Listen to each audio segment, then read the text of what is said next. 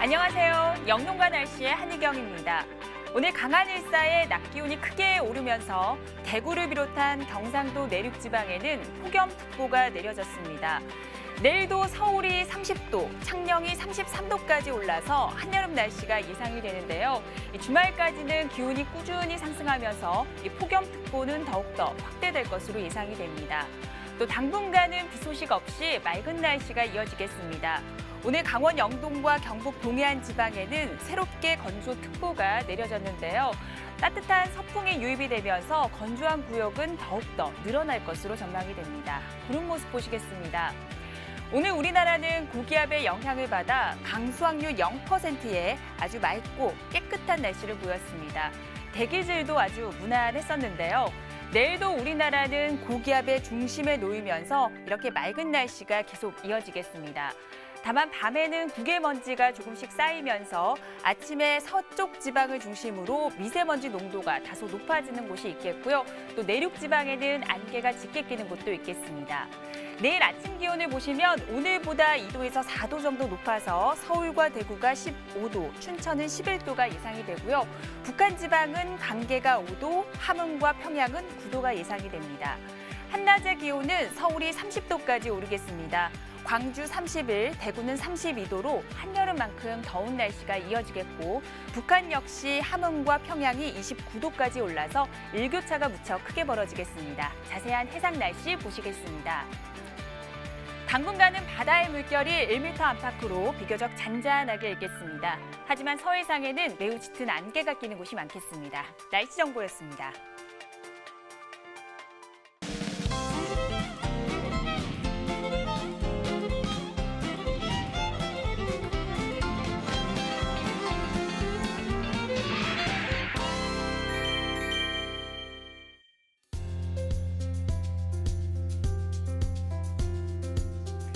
날씨를 알면 농사가 보인다.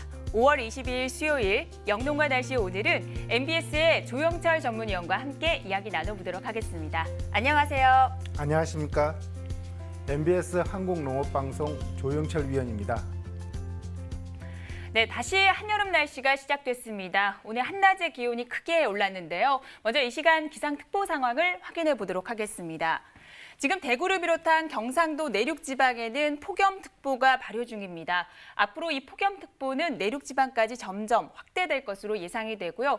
강원 영동과 경북 동해안에는 건조주의보가 내려진 가운데 강원 산간에는 강풍특보까지 내려져 있기 때문에 불조심에는 계속해서 신경을 쓰셔야겠습니다. 네, 올여름 날씨가 심상치가 않습니다. 벌써 올 들어 두 번째 폭염특보가 내려졌는데요. 이제는 본격적인 여름 대비가 필요한 상황인 것 같습니다.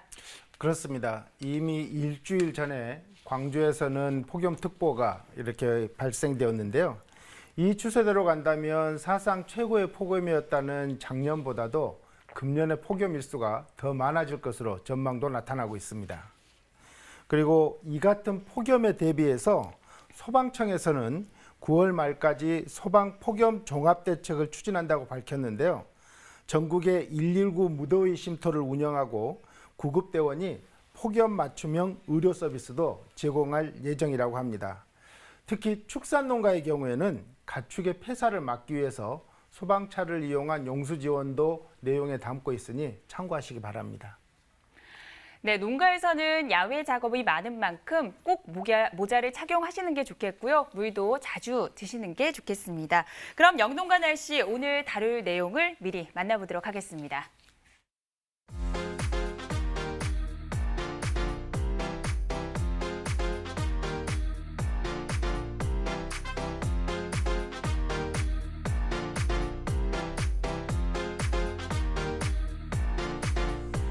네, 오늘은 축산 농가의 여름 대비 방법에 대해서 알아보려고 하는데요. 먼저 아프리카 돼지 열병의 상황을 많이 궁금해하실 것 같습니다. 그렇습니다. 말씀하신 아프리카 돼지열병은 지난해 8월에 아시아에서는 최초로 중국에서 발생하기 시작해서 인근에 있는 몽골, 베트남, 캄보디아까지 점차 그 발생이 확산되고 있어서 이런 지금 양돈 농가에서는 걱정이 상당히 클 겁니다. 현재 중앙정부는 물론이고요. 전국 시도에서도 공무원 전담제를 운영하는 등 아프리카 돼지열병의 유입을 차단하기 위해서 총력을 기울이고 있는 상황입니다. 특히 해외에서의 유입을 막기 위해서 공항과 선박 등에 강도 높은 검역을 진행해서 아직까지는 다행히 국내로 이 병이 유입되지는 않고 있습니다. 네, 말씀하신 것처럼 외국에서 입국하는 여행객을 통해서 유입이 될 수 있기 때문에 주의가 필요한 상황인데요. 최근에 국내로 들어오는 여행객의 휴대폰에서 검출이 됐다고 하던데요. 그렇습니다.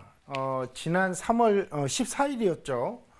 청주공항을 통해서 들어오는 중국 여행객이 휴대한 순대에서 아프리카 돼지열병의 바이러스가 검출되었습니다.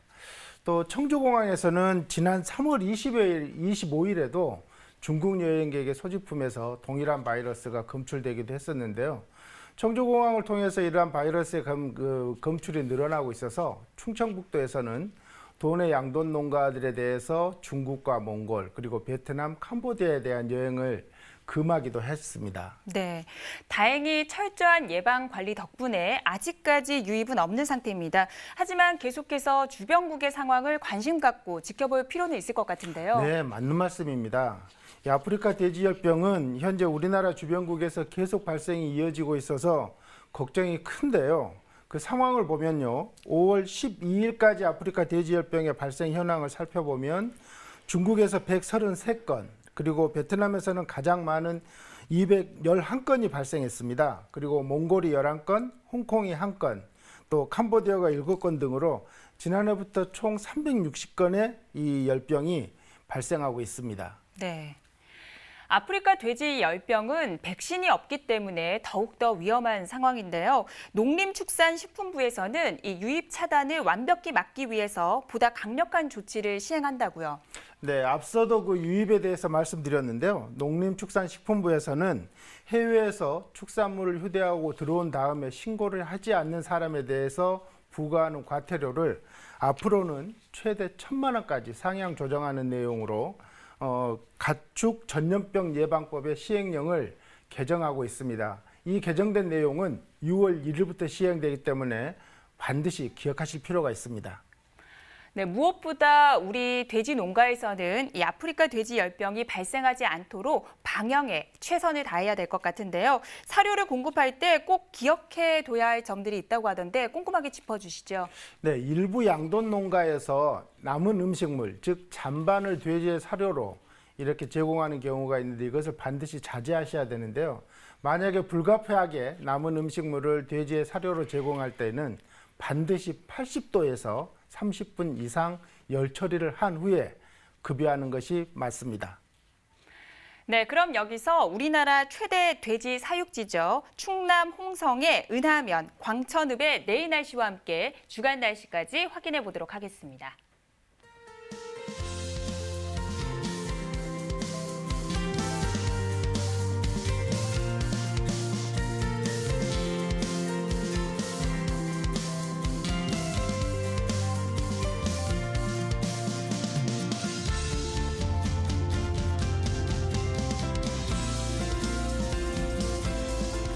네, 이번 주 들어서면서 기온이 빠르게 오르고 있습니다. 주말쯤에는 33도 안팎의 한여름 날씨가 예상이 되고 있는데요. 이처럼 갑자기 기온이 올라갈 때 소나 돼지 역시 여름 더위 대책이 필요할 것 같습니다. 네, 그렇습니다. 이 무더위가 찾아오게 되면 더위로 인해서 가축들이 스트레스를 받을 뿐만 아니라 심할 경우에는 폐사에 이르기 때문에 가축 농가에서는 더 늦기 전에 꼼꼼한 여름 대비를 할 필요가 있습니다. 네, 그럼 기온이 올라가면 가축에게 어떤 피해가 발생하는지 자세하게 짚어주시죠. 네, 고온 조건이 되면 가축별로 피해 양상도 다르기 때문에 그 세심한 관리가 필요한데요. 자세한 내용을 자료로 보면서 설명드리겠습니다. 먼저 한우와 유구의 경우에는 사육 온도가 26도를 넘어가면 체온이 상승하면서 사료 섭취량이 저하됩니다. 여기서 기온이 더 올라서 30도가 넘어가면 발육이 멈추게 되고 그렇기 때문에 세심한 관리가 필요합니다.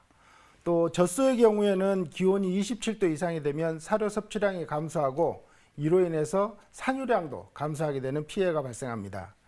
돼지의 경우에는 땀샘이 태화해서 체온 온도 조절 기능을 하지 못하게 되므로 더욱더 신경을 써줘야 되는데요. 기온이 27도 이상이 되면 더위로 인한 성장이 저하되어 생산성이 저하될 수 있습니다. 끝으로 닭의 경우에는 30도 이상이 되면 산란율이 떨어지고 폐사율은 증가하게 됩니다. 네, 가축의 고온 피해를 유발하는 온도가 26도에서 27도라고 짚어주셨는데요. 우리나라 대표적인 한우 사육지죠. 경상북도 경주시의 앞으로 일주일간의 최고 기온을 살펴보도록 하겠습니다. 오늘 경주의 낮 기온은 30도였습니다. 내일은 32도, 모레는 33도까지 오르면서 폭염특보가 내려질 가능성이 높은 상황입니다. 이번 고온 현상은 다음 주 월요일쯤 비가 내리면서 한풀 꺾이겠는데요. 25도 안팎으로 평년 기온을 점차 되찾겠습니다. 네, 경주 역시 30도 안팎의 한여름 날씨가 계속 이어질 전망입니다. 더위 피해를 막기 위해서 축산농가에서는 어떤 대비가 필요할까요? 네, 말씀하신 것과 관련해서요. 농촌진흥청에서는 지난 15일에 올 여름의 더위에 대비해서 축사의 환기시설과 냉방시설에 대해서 미리 점검해달라는 그런 당부가 있었는데요. 이 내용을 가축 축종별로 자세히 살펴보도록 하겠습니다. 먼저 한우의 경우에는 환기창이나 통풍창은 넓고 크게 해서 시원한 바람이 들어오도록 해줘야 하고 운동장에는 그늘막을 설치해서 환경과 온도를 낮춰줘야 합니다. 또 천정이나 벽에는 열막이 재료를 부착해서 태양열을 차단하고 깨끗하고 시원한 물을 충분히 먹도록 하는 것은 물론일 뿐만 아니라 한낮에는 소에게 찬물을 뿌려주어서 더위를 식혀주는 것도 좋은 방법입니다. 돼지의 경우에는 돈사에는 송풍기나 대형 선풍기를 설치해주고 지붕에 물을 뿌리거나 그늘막과 단열재를 설치해서 돈사 안 온도가 올라가지 않도록 해줘야 합니다. 또 돈사 천장에 물안개 살포 장치를 설치하여 더위가 심할 때 가동시켜주면 효과적입니다. 닭의 경우에는 지붕에 물을 뿌려주고 환풍기 등으로 강제 통풍을 해서 환기에 신경을 써줘서 좁은 곳에 너무 많이 사육되지 않도록 적정한 밀도를 유지하는 것도 필요합니다. 네, 그럼 여기서 대표적인 한우 사육지죠. 경상북도 상주시의 사벌면, 낙동면, 공성면의 내일 날씨와 함께 주간 날씨까지 확인해 보도록 하겠습니다.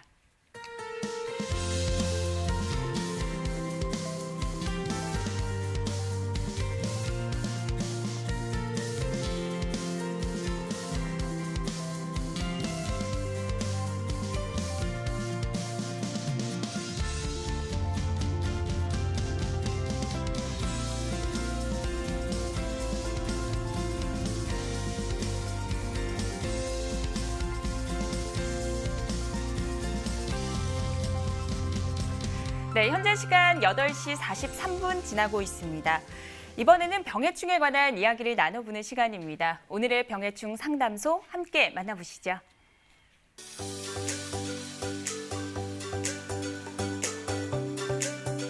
경기도 용인시 마북동에서 의뢰한 내용입니다.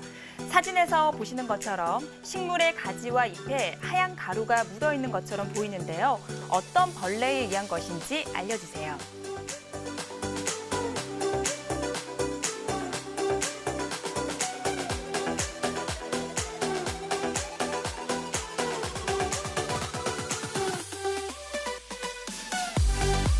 네, 미국 선녀벌레라는 외래종으로 진단했습니다. 이는 국가농작물 병해충 관리 시스템에서 5월에 주의해야 되는 병해충으로 꼽는다면서요.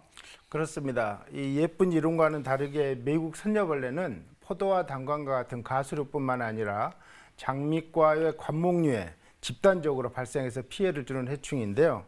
의뢰인이 말씀하신 것처럼 흰색의 물질을 분비해서 잎이나 줄기 그리고 또 열매 등에 달라붙는 것이 특징인 것이 이 병입니다. 이 벌레입니다.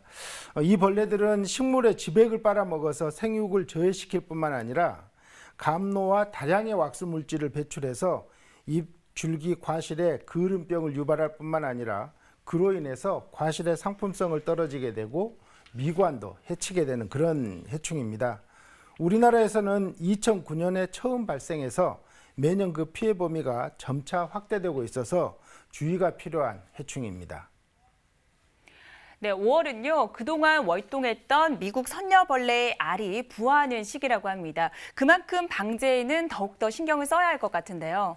네, 먼저 이 미국 선녀벌레 발생에 대해서 전문가들은 지난 겨울과 봄이 평년보다 따뜻하게 경과되어서 미국 선녀벌레의 유충 부화율이 더 늘어날 것으로 예상을 하고 있고요. 또 여름 역시 조금 빨라지게 되면 성충의 생존율까지 높아질까 이렇게 예측하고 있습니다. 그러면 농작물 병해충 예측 지도를 보면서 미국 선녀벌레 발생 정도를 예측해 보도록 하겠습니다. 붉은색이 진해질수록 미국 선녀벌레의 발생이 경보 수준으로 높아지는데요. 아직까지 미처 방제를 하지 못했다면 피해가 더 크게 발생할 수 있는 그런 지역을 나타내기도 합니다. 내일 미국 선녀벌레의 발생 정도는 남서해안 해안지대와 충남과 경기의 내륙지대가 경보 수준으로 예측되고 있고요. 월요일 5월 27일에는 지대가 조금 변해서 충청도 전역과 경기도 전역이 미국 선녀벌레의 발생 경보로 예측되고 있기 때문에 해당 지역에 계신 농가에서는 주의를 기울이실 필요가 있습니다. 그렇군요. 그렇다면 미국 선녀벌레는 어떻게 방제를 하면 좋은지 방제법도 짚어주시죠. 네, 미국 선녀벌레는 사실 월동 중에는 알로 되게 되는데요. 알의 크기가 너무 작기 때문에 육안으로는 예찰이 불가능해서 거의 방제가 할 수 없습니다. 그렇기 때문에 유충이 부화하게 되면 등록된 전용 약제를 활용해서 방제를 하면 되는데요. 친환경적인 방제법으로는 국내 토착천적으로 있는 무당벌레와 풀잠자리가 이 유충을 포식하고 있기 때문에 이러한 천적을 이용하는 것이 좋겠고, 또 하나 예상되는 적정, 즉 방제 적기는 유충의 부화율이 70%에서 80% 되는 그 시기를 기준으로 해서요. 5월 17일에서 24일이 적기로 예상되니 참고하시기 바랍니다. 네, 그러니까 방제 적기는 바로 지금이라는 거 꼭 기억해 두셔야겠습니다. 오늘의 병해충 상담소까지 진행해 봤습니다. 그럼 오늘 방송 내용을 한 번 더 정리해 보도록 하겠습니다.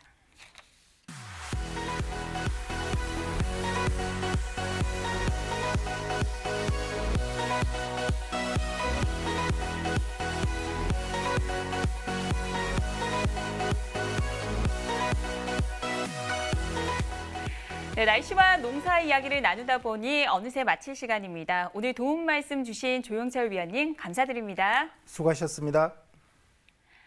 네, 현재 경상도 내륙지방에는 폭염특보가 발효 중입니다. 당분간은 뜨거운 서풍이 계속 유입되면서 건조한 날씨는 더욱더 심해지겠고 기온은 조금씩 더 오르겠습니다. 이 폭염특보가 더욱더 확대될 가능성이 있으니까요. 건강관리에도 신경을 쓰셔야겠습니다. 저희 영농가 날씨는 내일 저녁 8시 30분에 다시 찾아뵙겠습니다. 고맙습니다.